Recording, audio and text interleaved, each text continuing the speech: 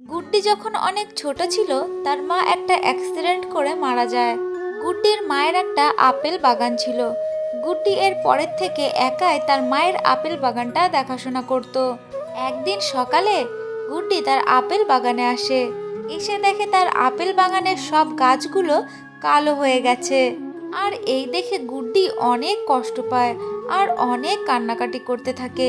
এরপরে গুড্ডি কান্না করতে করতে তার বাড়িতে ফিরে যায়। আর এদিকে একটা ডাইনি একটা সোনালী রঙের আপেল হয়ে ওই গাছেই থেকে যায়।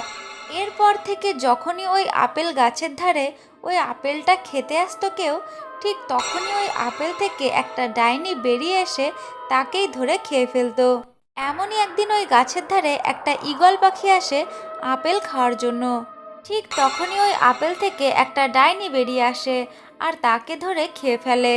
এরপর থেকে যারাই আসতো আপেল খেতে, সেই সোনালি আপেল থেকে ডাইনিটা বেরিয়ে এসে গপ গপ করে তাদের গিলে খেয়ে ফেলতো। এমনই একদিন গুড্ডি তার আপেল বাগানে আসে গাছে জল দেওয়ার জন্য।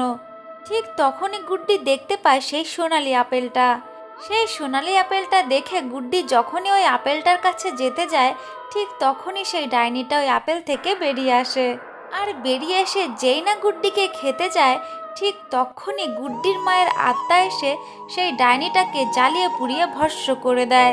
আর এরপরে সেই আপেল গাছের আপেলগুলো পুনরায় ঠিক হয়ে যায়। টুনি তার আপেল গাছগুলো পুনরায় ফিরে পাওয়ায় অনেক খুশি হয় আর খুশি হয়ে সে তার বাড়িতে চলে যায়।